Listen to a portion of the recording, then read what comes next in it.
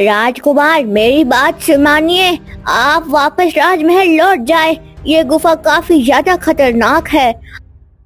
लेकिन खरगोश, मुझे अंदर जाकर पिताजी को बचाना होगा। पिताजी को साथ लिए बगैर मैं महल नहीं लौट सकता। ऐसा बोलकर राजकुमार उस काली गुफा के अंदर चला जाता है।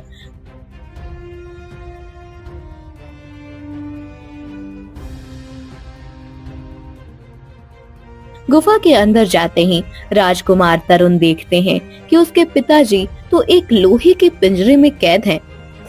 नहीं नहीं राजकुमार तरुण, आगे मत आना। तुम मेरी बात मानो, राजमहल वापस लौट जाओ। नहीं पिताजी, मैं आपके साथ आपकी हिफाजत करने आया था। ऐसा बोलकर राजकुमार अपने पिता की ओर बढ़ने लगते हैं। तभी अचानक वहाँ पर एक दानव प्रकट हो जाता है। मुझे पता था, जहाँ बाप आया है वहाँ बेटा जरूर आएगा।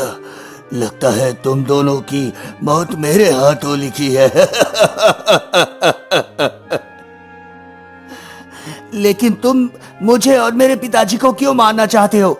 आखिर हमने तुम्हारा क्या बिगाड़ा है? नहीं, तेरे पिता ने मेरे साथ छल किया है। एक दिन मेरी बहन जंगल के रास्ते से पानी लेकर आ रही थी। अजमेर नाम का एक छोटा सा गांव था, जहां कालू नाम का एक चरवाहा रहता था। वो हमेशा जंगल में अपने पशुओं को चराने जाता था। एक दिन वो जंगल में अपने पशुओं को हरी हरी घास खिला रहा था। तभी गांव का एक आदमी कुंदर वहां पर आ जाता है। अरे कालू भाई, मजे तो तुम्हारे हैं। अच्छी खासी पशुओं को हरी घास मिल जाती है और तुम पूरे दिन पेड़ के छांव में बैठे रहते हो। अरे कुंदन, पशुओं को तो मजबूरी में चलाना पड़ रहा है, वरना मैं भी कोई अपना अच्छा सा व्यापार कर लेता। तुम तो जानते ही हो हमारे गांव के जमींदार को कितना कंजूस है। बस इन पशुओं के दूध के बदले उस जमींदार का ब्याज ही चुक पाता है। अरे वो तो ठीक है, पर जंगल के अंदर मत चले जाना, क्योंकि गांव वाले बोल रहे हैं जंगल के अंदर जो कोई भी जाता है वापस लौट कर नहीं आता है। हाँ, ऐसा बोलकर कुंदन वहां से चला जाता है। चलो, मुझे भी काफी ज्यादा प्यास लगी है। मैं भी पानी पीकर आ जाता हूँ। फिर मुझे इस पेड़ की ठंडी ठंडी छांव में लेटना भी तो है। हाँ। ऐसा बोलकर कालू गांव की ओर चला जाता है।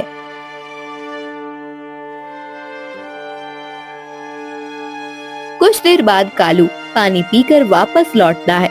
वो देखता है कि उसकी गाय और बकरियां वहां से गायब हैं। अब कल्लू इधर उधर अपने पालतू पशुओं को ढूंढने लगता है। हे भगवान, मेरी बकरियां और गाय कहाँ चली गई?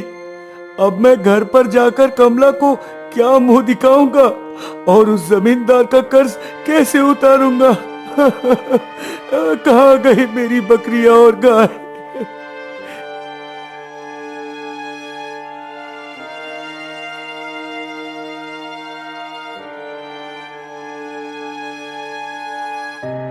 अरे क्या हुआ? आज आपका मुंह कैसे उतरा हुआ है? सब ठीक तो है ना? अब कालू कमला की बात सुनकर जंगलवारी सारी घटना बता देता है। ये क्या बोल रहे हो आप? हमारी सारी बकरियां एक साथ कैसे गायब हो सकती हैं? और मेरे पिताजी द्वारा दी हुई लक्ष्मी गाय भी गायब है? ठीक है कमला, मैं गांव में पूछताछ करके आता हूँ।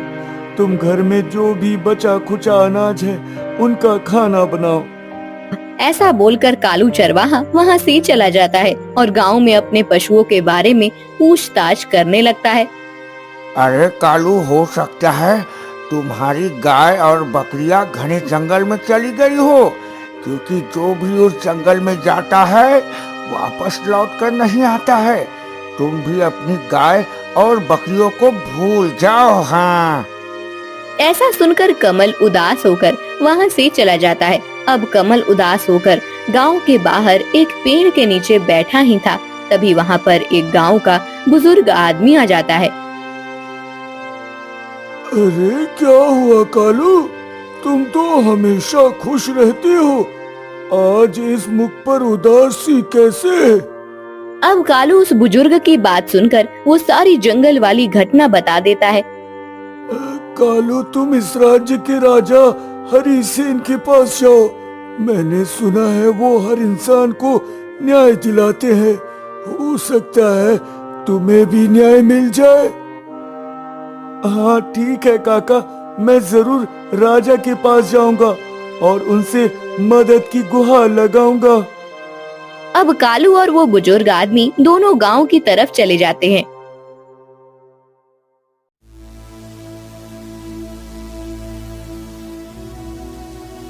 क्या हुआ जी, गांव वालों से कुछ पता चला? आखिर हमारी गाय और बकरियां कहाँ हैं?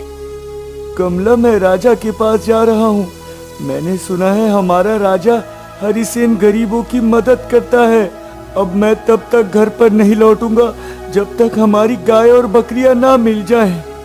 ऐसा बोलकर कालू राजमहल की ओर निकल जाता है।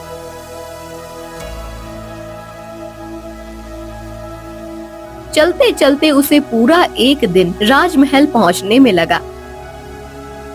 अरे मुसाफिर, कौन हो तुम और काफी थके हुए लग रहे हो? बोलो, हम तुम्हारी किस प्रकार मदद कर सकते हैं? महाराज, मेरा नाम कालू है और मैं एक चरवाहा हूँ। वो सारी जंगल वाली घटना बता देता है।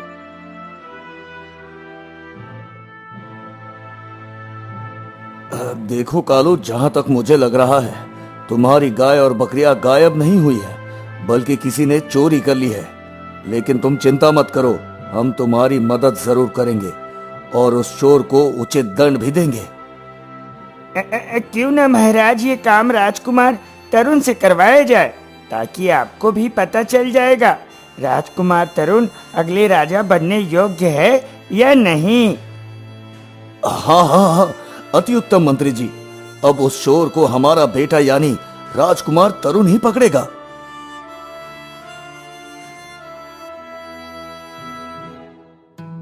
अब राजा हरिसेन राजकुमार तरुण को कालू चरवाहा वाली सारी घटना बता देते हैं। राजकुमार, हम चाहते हैं कि आप उस चोर को पकड़े और इस कार्य में आपकी मंत्री जी पूरी मदद करेंगे। लेकिन पिताजी, मैंने आज तक किसी की मदद नहीं की है। मुझे नहीं लगता मैं चोर को पकड़ पाऊंगा। पुत्र, हम यही तो चाहते हैं कि तुम हमारी प्रजा की मदद करो, ताकि हम आपको इस राज्य का अगला राजा नियुक्त कर सके। ठीक है पिताजी, जैसी आपकी आज्ञा। अब राजकुमार कालू और मंत्री तीनों गांव की तरफ निकल चुके थे। वो तीनों वहां पर आ जाते हैं जहां पर कालू की गाय और बकरियां गायब हुई थी।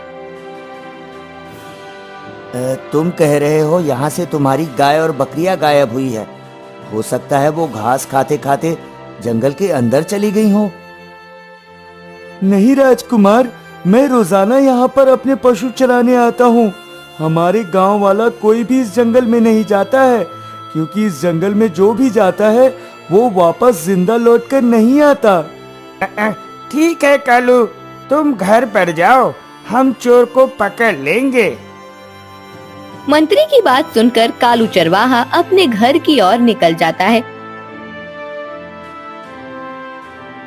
राजकुमार, मुझे लगता है इस जंगल में कुछ न कुछ तो रहस्य है, तभी तो सारे गांव वाले इस जंगल में जाने से पहले 100 बार सोचते हैं। हाँ नहीं मंत्री जी, मुझे नहीं लगता कि इस जंगल में कोई रहस्य छुपा होगा।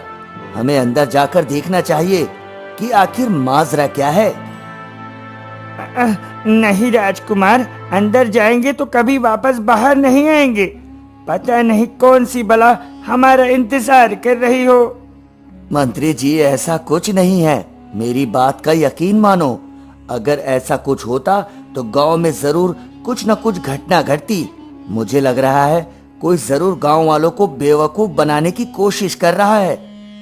अब मंत्री वीरभद्र और राजकुमार दोनों घने जंगल के अंदर चले जाते हैं। चलते चलते उन्हें रात हो जाती है।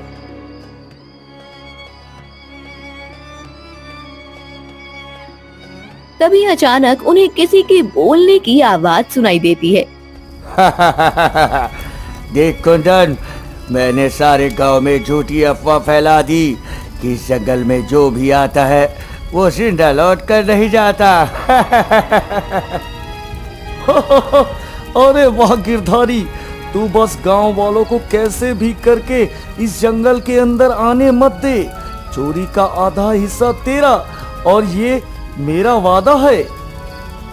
ठीक है कुंदन, चल अभी यहाँ से चलते हैं, कल सुबह इसी जगह पर मिलते हैं। ऐसा बोलकर वो दोनों वहाँ से चले जाते हैं। देखा मंत्री जी, मैंने पहले ही कहा था, वो ना हो कोई गांव वालों को बेवकूफ बना रहा है। राजकुमार, कालू की गाय और बकरियां भी इन्होंने ही चुराई है। चलो, चोर तो मिल गया, कल सुबह इन दोनों को पकड़कर महाराज के सामने पेश कर देंगे। हाँ नहीं मंत्री जी, मैं इन दोनों को रंगे हाथ पकड़ना चाहता हूँ, लेकिन उससे पहले हमें पता लगाना होगा कि आखिर कालू की गाय और बकरियां इन लोगों ने कहाँ पर छुपाई है। राजकुमार, मुझे लगता है हमें और ज्यादा जंगल के अंदर देखना चाहिए। इन दोनों ने जरूर कालू की गाय और बकरियां जंगल के अंदर ही छुपाई है। हाँ, अब दोनों और ज्यादा जंगल के अंदर चले जाते हैं।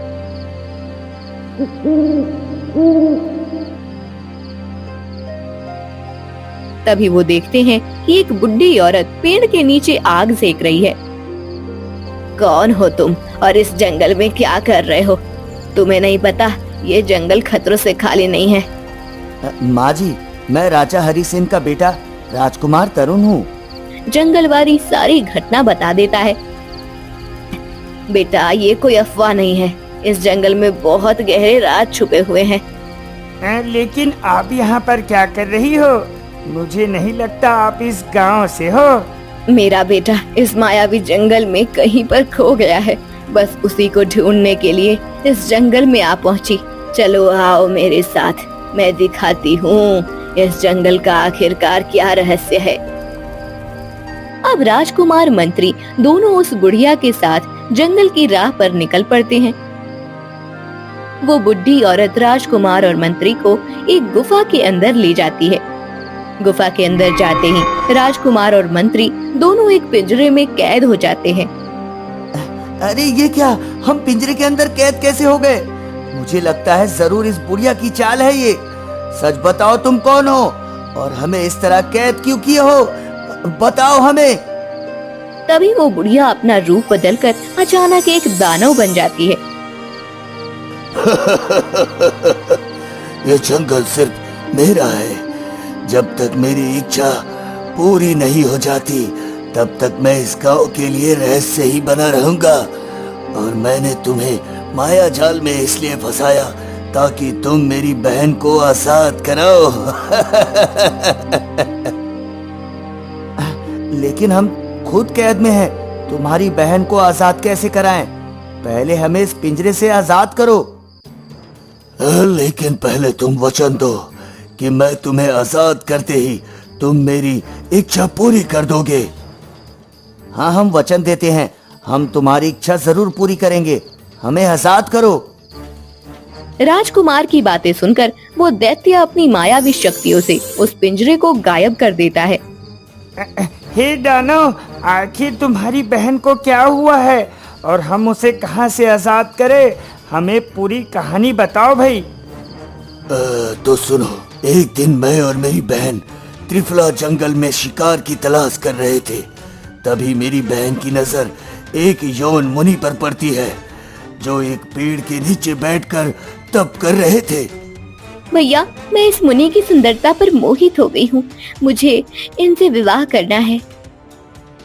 त्रिफला, ये जंगल हमारा ही है और जितना अधिकार इस जंगल पर मेरा है उतना ही अधिकार तुम्हारा है। तुम जाओ और इस मुनि से विवाह की बात करो। त्रिफला उस योग मुनि के पास आती है और उसकी साधना को भंग कर देती है। ये क्या, तुम मेरी साधना को इस तरह भंग नहीं कर सकती। बताओ, मुझे अपने अंतर ध्यान से क्यों जगाया? मुझे आपका ये तेजस्वी चेहरा मन को भा गया है और मैं आपको तन मन धन से अपना पति मान चुकी हूँ। आप मेरे से विवाह कर लीजिए। मैं एक अखंड मुनि हूँ, तुम्हें लज्जा आनी चाहिए ऐसी बात करते हुए। चली जाओ यहाँ से। अब त्रिफला मुनि के साथ जबरदस्ती करने लगती है। मुनि उसकी हरकत को देखकर काफी ज्यादा गुस्से में आ जाते हैं। तुम्हारा ये दुस्साहस, जा मैं तुझे श्राप देता हूँ। तू अभी इसी वक्त बंदरिया बन जा और तुझे कभी मुक्ति ना मिले। मुनि के श्राप देते ही त्रिफला एक बंदरिया बन जाती है। भैया, ये देखो मुझे क्या हो गया। इन मुनि ने मुझे बंदरिया बना दिया है। मेरी मदद कीजिए भैया।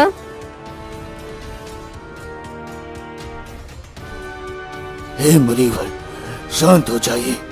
मेरी बहन से गलती हो गई, उसने नादानी में ये हरकत कर दी। उसे क्षमा कर दीजिए मुनिवर, उसे क्षमा कर दीजिए। नहीं नहीं, अब मैं अपना श्राप वापस नहीं ले सकता हूँ। इसने जो हरकत मेरे साथ की है उसका दंड यही है, यही। नहीं मुनिवर, मुझे माफ कर दीजिए। मैं प्रेम जाल में फंस गई थी, मुझे माफ कर दीजिए। देखो, मैं अपना श्राप तो वापस नहीं ले सकता, लेकिन इसका तोड़ मैं तुम्हें बता देता हूँ। त्रिफला, तुम्हें इस राज्य के राजकुमार से विवाह करना होगा, चाहे छल से करो या बल से करो। विवाह करते ही तुम्हें तुम्हारा रूप वापस मिल जाएगा। राजकुमार, आपको मेरी बहन से विवाह करना होगा, और मैं आपको ये भी बता दूंगा कि उस चरवाह की गाय और बकरियां चुराने वाला कौन है। हाँ, अगर मेरे विवाह करने से आपकी बहन श्राप से मुक्त होती है तो मैं विवाह करने के लिए तैयार हूँ। तभी बंदरिया बनी त्रिफला भी वहाँ पर आ जाती है। अब दानव और मंत्री राजकुमार और त्रिफला का विवाह उसी गुफा में करा देते हैं। विवाह होते ही त्रिफला अपने असली रूप में आ जाती है।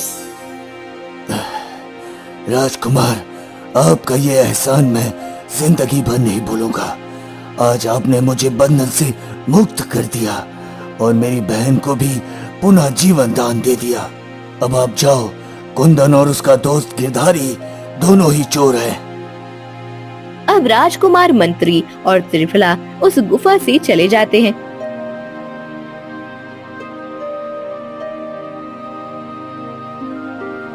सबसे पहले राजकुमार कुंदन और गिरधारी को पकड़कर राजा हरिसेन के सामने पेश करते हैं। अच्छा, तो तुम दोनों चोर हो? जल्दी से बताओ कालू की गाय और बकरियां कहाँ पर है, वरना तुम दोनों को सूली पर चढ़ा दिया जाएगा। महाराज, मुझे माफ कर दीजिए। मैं इस कुंदन की बातों में आ गया था। इसने मुझे कुछ पैसों का लालच देकर ऐसा करने को कहा था, और कालू की गाय और बकरियां उसी जंगल के बीच एक बाड़ा है, वहां पर है। सेनापति, ले जाओ इन दोनों को कारावास में। अगर हमने इनको आजाद छोड़ दिया तो ये फिर से गांव वालों को परेशान करेंगे। अब राजकुमार भी राजा हरिसेन को जंगल वाली और त्रिफला के श्राप वाली सारी बात बता देता है। राजकुमार, हमें गर्व है कि आप हमारे बेटे हो। आपने बिना रूप देखे एक स्त्री से विवाह किया। हम धन्य हैं आपके जैसा पुत्र पाकर। नहीं पिताजी, अगर आप मुझे चोर को पकड़ने नहीं भेजते तो शायद मैं त्रिफला की मदद नहीं कर पाता। और मैंने त्रिफला से विवाह उसका रूप देखकर नहीं, बल्कि उसके भाई का धैर्य देखकर किया। इधर कालू को भी अपनी गाय और सारी बकरियां मिल जाती है और वो खुशी खुशी अपने पशुओं को फिर से जंगल में हरी भरी घास खिलाने लगता है। इधर वो दानव भी हमेशा के लिए वो जंगल छोड़कर चला जाता है। अब गांव वाले भी उस जंगल में आना जाना करने लगे।